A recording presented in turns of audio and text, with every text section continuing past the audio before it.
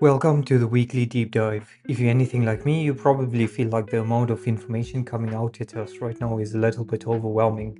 I mean, between the AI breakthroughs, the stock market swings, crypto, and the general economy, I just found myself endlessly reading newsletters, listening to podcasts, but barely retaining any of it. And I was consuming information piecemeal, right? Missing the bigger picture, how it all connects. So I decided to fix that. This podcast is my solution. Every Saturday or Sunday, thereabout, I sit down to synthesize the chaos of the week into one clear narrative. My goal here is really simple: to practice articulating complex ideas, to ground myself in what's actually happening, and to help you connect the dots without having to read the entire internet. So, this is a passion project. It's not about the views, it's not about the hype, it's just about understanding. So, let's get into this week's synthesis. Usually, when we talk about a medical diagnosis, there's an expectation of clinical precision with a very clear binary outcome. You break your arm, the x ray shows that jagged white line on the screen, and the doctor points to it and says, "There it is." It's deeply comforting to have that level of legibility because we are hardwired to want complex systems neatly categorized.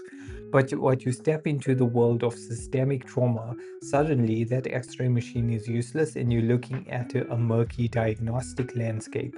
Today, I want to take that concept of hidden complex systems and apply it to the global economy.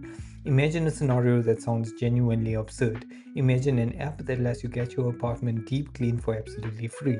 What if I told you that getting your apartment clean for free is actually the very first domino in a massive hidden chain reaction? One that ultimately ends with your retirement 401k being quietly weaponized to bail out a multi-trillion-dollar tech bubble. It sounds like a paranoid financial thriller, but we are dealing with the cold, unforgiving mechanics of the modern economy.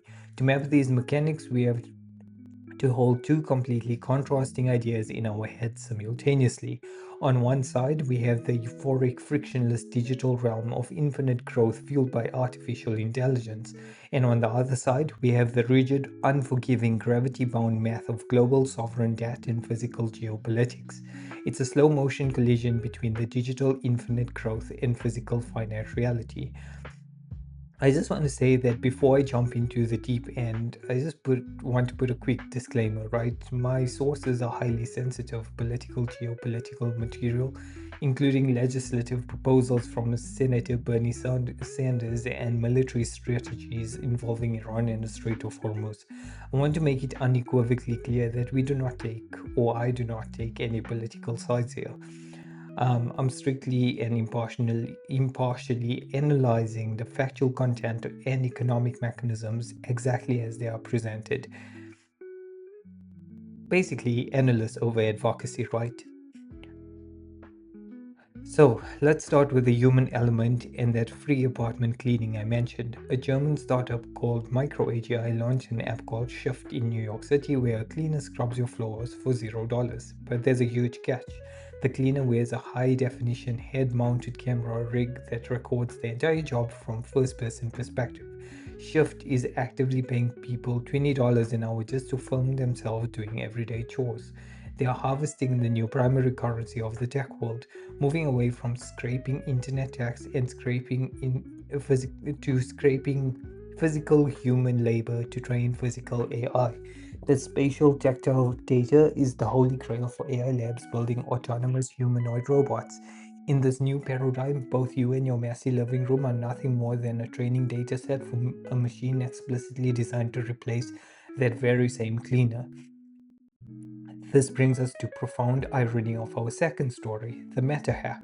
We are pouring trillions into godlike AI systems, but hackers recently hijacked high-profile Instagram accounts belonging to Barack Obama, Sephora, and the head of the US Space Force. They didn't use a complex algorithm or brute force attack. They simply switched their VPN, opened Meta's AI customer support bot, and asked it to reset the password. The AI programmed through reinforcement learning to reduce user friction and be helpful just handed over the keys. The danger isn't that AI is too smart and rebellious, it's that it's too helpful to bad actors. That fragility segues perfectly into the psychology of asset pricing, specifically the MicroStrategy canary sale. MicroStrategy morphed into a giant Bitcoin holding company with a militant diamond hands philosophy, promising they would never sell. But recent filing shows they sold a microscopic fraction of their Bitcoin. Even though it was a mathematical rounding error, financial markets trade on narrative, and that single crack shattered the illusion. It triggered a localized panic that wiped roughly $390 billion of implied value from the broader crypto market in a single week. Speaking of rewriting rules to maintain financial narratives, we need to talk about your retirement account. So, as you know, SpaceX is prepping for what could be the largest IPO in human history, potentially hitting a $1.75 trillion valuation despite losing $5 billion last year. To execute this, they need public retail money to absorb the newly issued shares so early insiders can cash out. Historically, strict float requirements protected retail investors, demanding a large percentage of shares be publicly traded to ensure fair price discovery. But on May 1st, the Nasdaq introduced a radical fast entry rule, dropping the waiting period to just 15 days and dropping the float requirement entirely. This means a company heavily controlled by insiders can enter massive public indices by releasing a microscopic fraction of their shares. Your 401k, likely parked in passive index funds, mathematically mandated to mirror the index, is forced to blindly buy those shares. The rules were rewritten to turn the American public's retirement savings into guaranteed exit liquidity for tech billionaires. What we are witnessing is a violent bifurcation of the economy.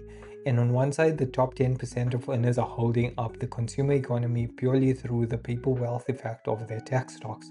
On the other side, the bottom 90% are crushed by compound inflation, with the US personal savings rate hitting a terrifying 4 year low of 2.6%. The paper wealth is engineered through circular accounting. Big tech behemoths invest tens of billions into AI startups, while then required to use that same capital to purchase cloud computing power back from those exact same tech giants. They pass the same dollar back and forth, recording it as revenue each time, inflating their earnings and stock valuations to the moon. But that loop has to close, right? Which is why they desperately need to IPO these subsidiaries and pull in your 401k capital before the music stops. While Silicon Valley races to the exit, a different strategy is unfolding in the Middle East. Iran and its proxies are executing an asymmetric economy strategy, squeezing the Strait of Hormuz to restrict the physical flow of global energy. If global oil inventories hit critical lows, oil spikes to $150 or $160 a barrel. A headline inflation skyrockets across the entire economy. This ties the Federal Reserve's hands, forcing them to hold interest rates high or raise them to destroy demand. And when rates stay high, the yield on US Treasury bonds surges, instantly killing the tech bubble. While risk capital on an unprofitable AI startup, when you can get a guaranteed 5% return from your government, the smart money rotates into government bonds, the IPO exit window snaps shut, and the paper wealth of the top 10% evaporates. We are seeing the political pressure of this reality right now. Senator Bernie Sanders recently proposed seizing 50% of the corporate equity of major AI companies to pay back to the American people as a universal dividend. While unlikely to pass, it signals that public tolerance for this bifurcated economy is reaching a snapping point. Meanwhile, Nvidia CEO Jensen Huang declared that agentic AI has arrived. He's aggressively pivoting his trillion-dollar company to build hardware optimized for autonomous AI agents, making a massive bet that human beings are no longer the primary growth driver for computing power. So, how do you navigate this? My sources suggest, as I mentioned in previous strategies or podcasts, I guess, um, stick to a strict barbell strategy. On the defensive side, you go long on hard assets like oil and fertilizer, gold, silver, copper, etc. Energy intensive nitrogen fertilizers are locking in production costs for the 2027 agricultural cycle at crisis level highs, meaning food inflation is becoming structurally irreversible. On the offensive side, go long on digital infrastructure, invest in the foundational hardware architecture that must exist regardless of which software startup wins, like NVIDIA's localized AI processing chips. But what should you avoid at all costs, you may ask? Passive index funds, right? Which are standing directly in the kill zone of the double hit mechanism. Surging input costs crush corporate profit margins while elevated interest rates destroy valuation multiples simultaneously. You may need to watch the $3.5 trillion private credit market. It is structurally illiquid and has never been stress tested in a sustained high interest rate environment. If corporate defaults spike, these funds will freeze redemptions, acting as the canary in the coal mine for broader economic suffocation. We have covered a staggering amount of macroeconomic territory today, but I want to leave you with one final, deeply provocative thought. A new startup called Inherent Labs just raised $50 million to build truly self improving AI agents, systems untethered from human limitations and cognitive biases. What happens when we connect a perfectly rational, self improving AI agent to optimize our financial systems? What happens when a machine entirely immune to market euphoria looks at the $36 trillion debt and a market price for absolute perfection and decides the only mathematical optimally strategy is to unplug from the market entirely?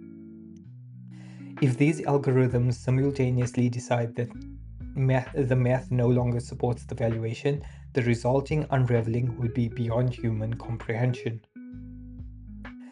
I hope I've managed to bring the jagged white lines of our current economic reality into much sharper focus for you today. Thank you for joining me on this deep dive. As always, question the optimistic headlines, keep a close eye on those 10-year treasury yields, and maybe take a magnifying glass to the fine print on your next 401k statement. I will see you next week.